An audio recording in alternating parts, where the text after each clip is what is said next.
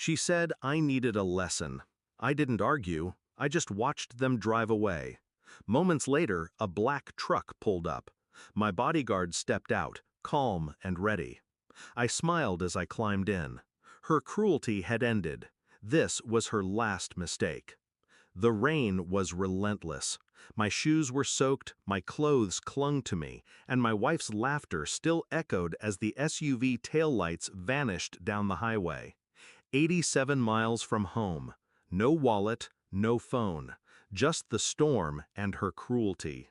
She called it a lesson, but she didn't realize I don't take lessons, I deliver them. When I met her, she pretended to admire my discipline. She said she loved how calm I was, how in control. I thought she respected it. I thought she respected me. Over time, the truth surfaced. She didn't love control. She wanted to break it. She tested me with games, little humiliations disguised as jokes. Her friends cheered her on. I endured it in silence, calculating, because silence is sharper than rage. The signs were everywhere.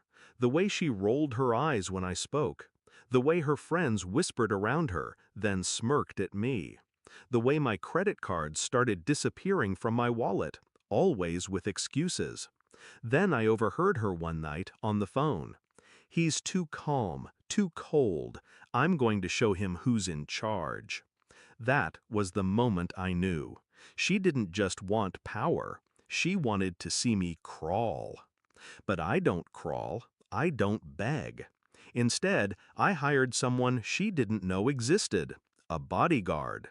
Silent, efficient, loyal only to me.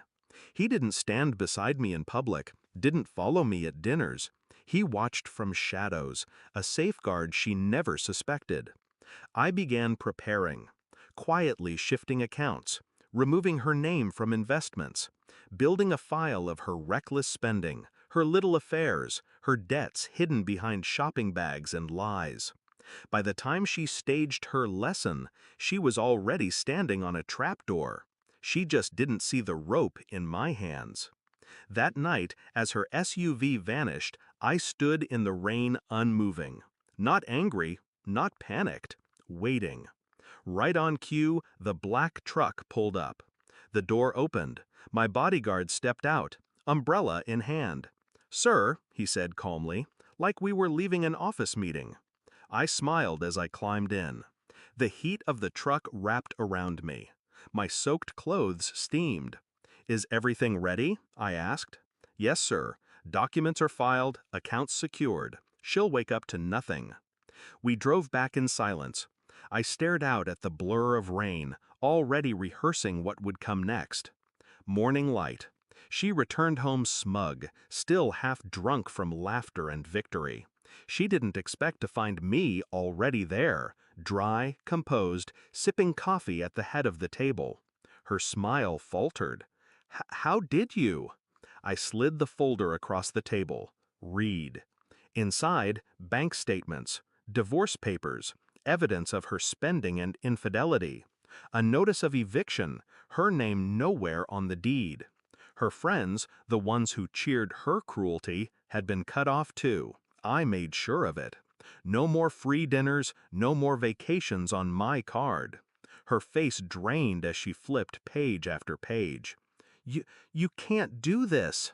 I leaned back, calm, controlled. "You already did. I just finished it." Her tantrum was expected, screaming, tears, threats. But tantrums don't pay bills.